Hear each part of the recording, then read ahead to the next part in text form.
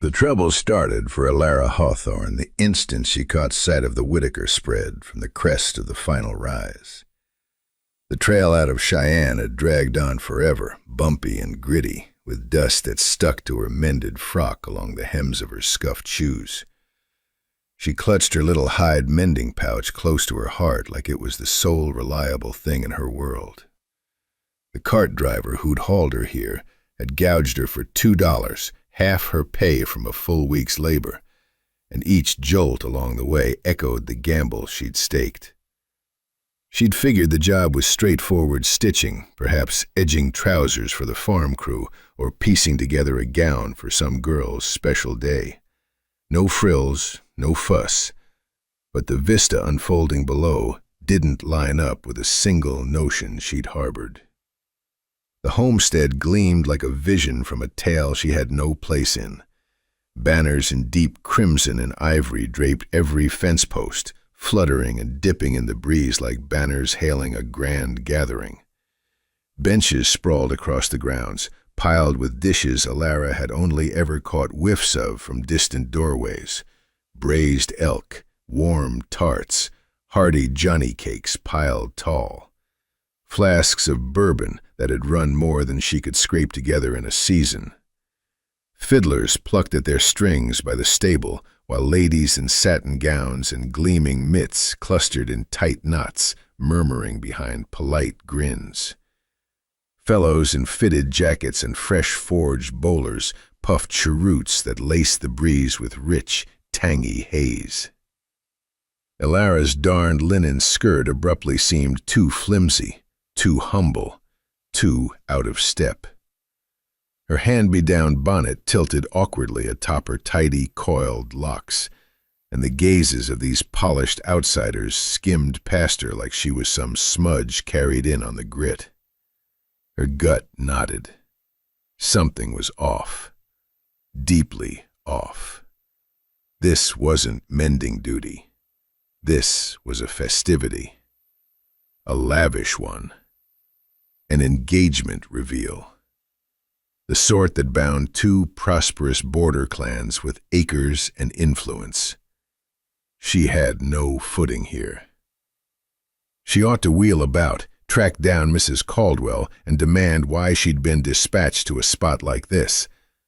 But before she could budge, a booming call sliced through the open space. "Miss, you there?" The bark pinned her down. A fellow lurched her way, flushed from spirits, clad in a fine coat reeking of pipeweed. He sized her up and down with icy disdain. "Grab me some bourbon, the fancy import, and shift those fabric bits. You're in the way." Alara's throat closed up. She tried to form words, but he just flicked her aside like she ranked below dirt. Chuckles swelled around her. The bite of shame scorched fiercer than the midday blaze on her skin. Her heels retreated of their own accord, aching to flee, but her soul snagged on lumpy earth, and she teetered. Before she could tumble into the soil, firm palms steadied her. The hold was solid, heated, assured, like hands that wrestled broncos and tackled daily toils without flinching. Alara went rigid as a low rumble sounded at her ear. "Steady now." She glanced up, and her air fled.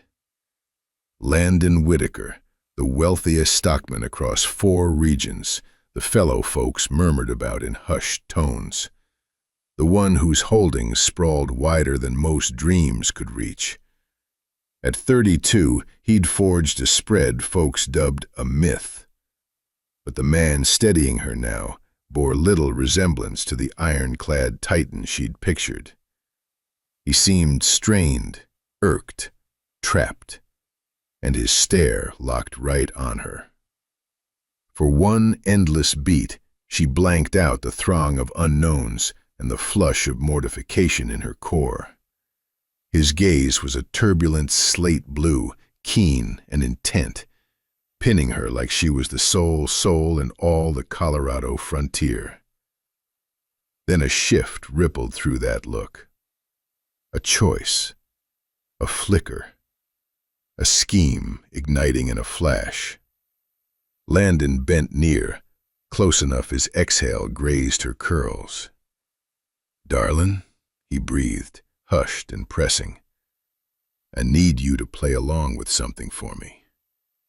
Elara blinked at him. "Play along? How?" His palm drifted from her arm to her fingers, weaving them snug with his. No waver, no doubt, like he'd traced this path 1,000-fold. "Pretend you're my bride." The phrase crashed over her like a bolting Mustang. Before she could utter a sound, before she could even draw a breath, Landon hoisted their clasped hands aloft for all to witness.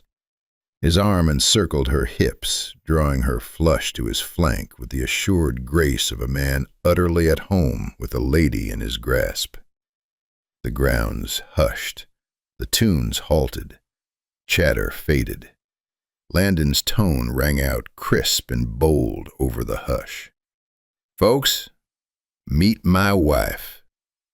A wave of sharp intakes swept the assembly. The fair-haired lady in blush-tinted taffeta, the intended bride plain as day, drained white as snow. His ma appeared set to crumple. The tipsy gent retreated in bewilderment. Elara could merely gape, dazed, as Landon kept her near, warm and unyielding, and downright alarming in how he'd upended her existence in a heartbeat. He dipped low once more, tone even for the onlookers, but crafted just for her. "Please," he breathed, "just shadow my cue." She couldn't say why she dipped her chin. Perhaps turning him down would have shamed them equally. Perhaps the ire simmering in the group unnerved her. Perhaps she sensed in his clasp not demand, but a quiet beg. The fiddler struck up anew, faltering and flustered. Landon drew her to the dancing patch like it was the simplest notion alive. His palms rested light at her sides. His footwork steered hers with a tender rhythm, as if each sway was meant to shield her from the fray. "You're trembling," he murmured. "You just claimed to this crowd that we're wed," she got out. "Yep." "We're not wed." "Nope." "Your ma looks ready to plant me 6 feet under." "Yep." A dam burst inside Elara, and a small, startled giggle slipped free. Landon's mouth quirked, the first genuine curve she'd glimpsed on him, and for one brief instant, whirling with him amid that gale of deceit and scorn, she felt secure, perilously secure. She wasn't certain if that unnerved her more than the fib itself. The melody wrapped up, the assembly buzzed like a brush fire, and Landon leaned in a final time. "Just a bit more," he said, gentle as dusk. "I swear I'll lay it all out." But Elara had no inkling that slipping into his hold that afternoon would rewrite her every tomorrow. And Landon Whitaker had no notion he'd just shattered the prime tenet of the risky pact he was on the verge of laying forth. He'd brushed her. He'd cradled her. And that marked the initial stride toward breaching the sole vow he'd pledged to uphold. Never tumble into love. Elara stirred before first light the following dawn, her pulse still racing from the whirlwind of the prior day. She sprawled on her slim lodger's cot, eyes fixed on the beams overhead, ears tuned to faint treads on the landing and the hushed sighs of her ma in the adjoining chamber. The partitions seemed frailer than paper. Her days seemed frailer than ever. Nothing clicked into place anymore. The day prior, she'd strolled onto the Whitaker spread, braced for a handful of fittings. Instead, Landon Whitaker had seized her palm before half the Colorado frontier and dubbed her his spouse. His spouse. The phrase had echoed in her skull through the dark hours, lodging in her breast like a weight and a glow all at once. She could still sense the heat of his palm at her side, the firm way he'd led her over the dance square, the odd haven she'd known in his embrace, even as her whole world splintered. He'd vowed he'd clarify, so she ventured forth. Her digits quivered as she twisted her tresses smooth. She slipped into her finest tunic and petticoat, still threadbare and patched beside the plush brocade of yesterday, but crisp and decent. She drew a steadying lungful, crossed the chill morning haze, and headed back to where it all had started fraying. The Whitaker spread wore a new face today, calmer. The banners vanished, the benches hauled off, crew hands drifting over the grounds with easy rhythm, seeing to tasks as if the uproar had never been. But an uproar had unfolded, one too vast to cram inside her ribs. When Landon emerged onto the veranda, her breath snagged once more. He bore scant likeness to the commanding soul who'd yanked her into that frantic ruse. He sported a plain tunic cuffed at the elbows, labor pants, and boots etched with honest wear. His locks were misted, his chin dusted with scruff.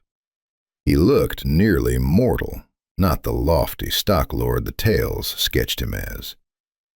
"Mornin', Miss Hawthorne," he offered, tone level, though a glint danced in his depths. "Mornin'," she echoed, soft. "Step in. We've got words to swap." The dwelling hummed with warmth and a faint brew aroma. Landon guided her to a cozy den brimming with tomes and tidy account rules. He nodded at a seat. "Park yourself." She perched on the brink, palms knotted in her lap, braced for whatever came. Landon launched in, propped against the bureau, limbs folded. "I owe you a sorry," Alara's lashes fluttered. "A sorry for yanking you into a tangle you never signed on for." His chin clenched. "I had no call to haul you in like that." "Then why'd you?" she ventured, tender. He paused, just a tick, but enough to bare the core. He'd been cornered. "My ma schemed a match," Landon admitted at last. "Not one I craved, not one I greenlit. But she prodded and prodded till, well, you caught the swarm yesterday." He raked a palm over his chin. "I wasn't fixin' to get herded into a trade pact like a steer to the block." "So you fibbed?" Alara pressed. "I improvised," he amended, though the term rang hollow. "And you picked me?" she breathed, before sense could rein her in. Landon's gaze held hers. "You were getting jeered at, shamed. I couldn't just stand idle and watch that unfold. Not on you." Warmth flooded her throat. She glanced aside, swift, but not before spying a shadow in his stare she couldn't pin. He delved into his jacket and passed her a creased parchment. "Scan this." Her hands wavered as she smoothed it open. It was a pact, a bona fide pact. In bold script, it mapped a scheme so wild she scarce could grasp the lines. In trade for feigning Landon Whitaker's bride for 12 moons, he'd clear her ma's full tally. He'd launch a dressmaker's nook in the settlement and cover the lease for a year straight. He'd grant her private quarters at the spread and slip her $25 monthly, more than she'd fancied in her wildest fancies. Her sight misted. It transcended mercy, outstripped bounty. It was a rebirth. But one clause halted her sharp. Neither side shall nurture affections for the other. Her inhale stuttered. "And if one slips?" Landon murmured low. The packed folds on the spot. Alara lifted to him, her pulse fluttering. "Why that clause?" she breathed. Landon's gaze steeled, not icy, not harsh, but warded like a soul shielding a faded scar. "'Cause sentiments muddle matters," he said. "And I ain't chasing muddles. This here's a straight trade, nothing beyond." "But wedlock," Alara started. "This ain't wedlock," Landon interjected, mild. "It's a charade. You're aiding me, I'm aiding you. Neat and plain." Neat and plain. Nary a scrap of this rang plain. She gulped. "And you reckon we can keep up the act a full year?" "If we're watchful," he allowed. "And kin, the hamlet, they'll swallow any yarn we spin. We just need a solid one." Alara eyed the parchment. Her ma's burden lifted. A true path ahead, a nook, shelter, and escape. It was all she craved, but posing as his bride, dwelling beneath his roof, sensing his regard like the eve prior, that courted peril. Still, what paths lay open? She raised her chin. "I'll stand in." Landon offered no grin, just a single, resolute nod, thankful and laced with a hue she couldn't parse. He extended the quill.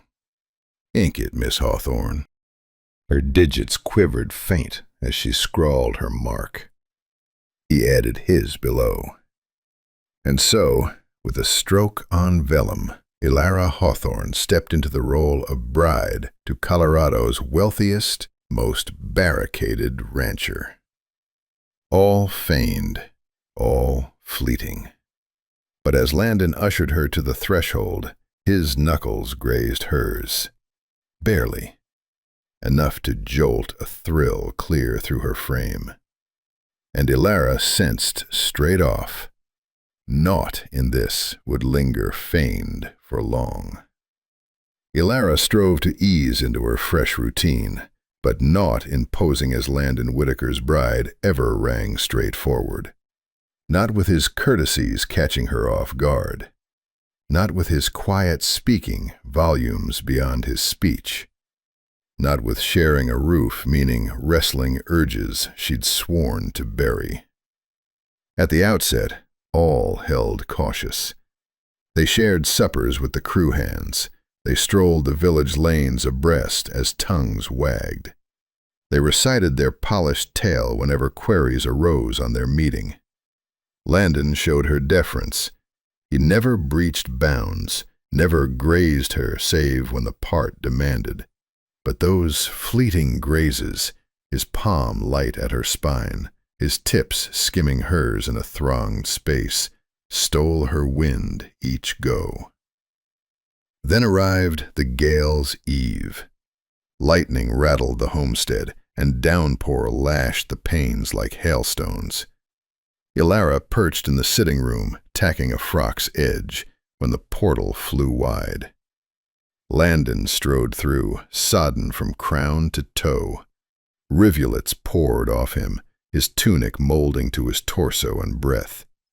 His mane shed drops to the planks, and the raw gust at his back sliced the chamber keen. Alara sprang up. "You're soaked through." "Squall hit sudden," he said, flicking his lid. "Had to lash the stable flaps." "You'll catch your death," she fretted, edging nearer ere wariness could halt her. Landon pivoted to the hearth, seeking its glow. Vapor curled from his garb, his soles slurped at each shift. She ought to have drifted off, kept her space, but spying him quake stirred a pang low in her breast. "I'll brew some joe," she offered. "Go swap duds 'fore you turn to ice." He lingered stock still at first, just fixed her with a gaze. A true gaze. the blazes' gleam dancing in his tempest-hued depths. "You fret overmuch," he husked. "Someone's gotta," she replied, hushed. The ether thickened, dense, weighty, nigh perilous. Then thunder boomed afresh, fierce enough to shatter the frame. Elara startled, and Landon's grasp darted out by reflex, snaring her forearm. It should have been trifling, a mere brush, but his palm's fervor bloomed in her veins like embers. His hold tarried, his regard drifted languid to her lips. The space turned too still, the blaze too vivid, his closeness too potent. For one harrowing breath, she reckoned he might claim her mouth, but he withdrew abrupt. "Best get changed," he growled, rough, and Jode hit the spot. He bolted quick, soles marking puddles, abandoning Elara solitary with a pulse thundering wild. Post-squall, every strain grew tougher to sidestep. Landon's stares held too long. Elara's inhales hitched too swift. The dwelling shrank daily, like the beams nudged them nearer, and the charade thinned to gossamer. Their snap arrived on a hushed gloaming in the sitting room. Elara patched a tunic. Landon lounged opposite, fire-gazing. The quiet wrapped soft and unforced, like they were a true paired couple, savoring a true tranquil dusk. It daunted her fiercer than the gale. "Mind if I pose a question?" Landon ventured abrupt. "Fire away." "Why'd you nod yes, back of the soiree? Why'd you step up?" Elara's stitch hung. "You were in a bind. I knew that ache." Landon eyed the blaze and age ere replying. "You reckon you don't fit here," he said, low. "But you do, deeper than you grasp." Her pulse tripped. "In you," she near whispered. "Where's your fit, Landon?" "Behind barriers and ramparts so dense none can breach," his chin set. "This weren't meant to tangle." "It already has." Elara rose, irked, dampness welling. "Why do you recoil whenever truth peeks through?" "'Cause this ain't genuine." "It feels genuine." "It ain't." "Then show it," she urged, tone quaking. "Release me." But he held fast. He spanned the gap in 3 broad steps, his palms framing her shoulders. His clasp burned, sure, faintly unsteady. "Elara," he breathed, a bid, a caution, a bearing. She lifted to her toes and bridged that final impossible span. Landon shattered. He claimed her lips like a soul parched, like he'd banked this blaze for moons and could hold it no more. His arms banded her, hauling her tight to him. His kiss roved hers with a craving that dizzied her. She fisted his tunic, frantic, adrift in him. The globe dissolved. It rang truer than aught she'd known. But when they parted at last, winded and unsteady, Landon reeled back as if scorched. "We can't," he grated. "The pact." "Blast the pact," she husked, salt stinging. "Speak plain. Swear you sensed nothing." Landon regarded her as if candor rent him asunder. Then he voiced the shards that sundered all. "You gotta gather your kit." The quiet struck like lead shot. "What?" "You bent the code," he said, tone rigid with dread, not wrath. "You own the sentiments. That kills the accord." "You're killing this 'cause I tumbled for you." He winced. "Elara." "Hush, you're spooked," she breathed. "That's the whole of it. Spooked to ache anew." "Gather your kit," he echoed, scarce above a sigh. Please. And he slipped away. Ilara's realm fractured. By daybreak, she'd fled the spread, returned to her nook in the village, tacking frocks with shaky grips and a splintered spirit. Landon endured 3 days. 3 days of hollow corridors. 3 days of groping for a ghost. 3 days of grasping he'd cast off the sole prize he'd ever yearned for. On the 4th dawn, he loomed in her doorway, hollow-eyed like sleep had shunned him. "Ilara," he said, mild, "might we chat?" She slipped out, pulse hammering. Landon doffed his lid, digits unsteady. "I'm sorry," he owned. "I misread it all. I'm through ducking behind codes. I love you. Been loving you moons now, and I'm pleading. Grant me one more shot." Moisture brimmed her lashes. "Landon." "I'll shred the pact," he vowed, hushed. "I'll draft fresh, or none, don't matter. Just don't turn from me." Ilara turned not.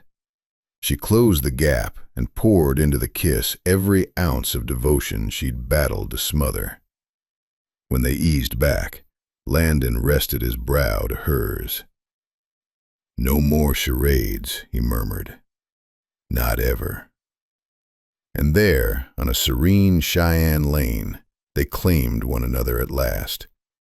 Not for ease, not for terms, but for the heart's pull.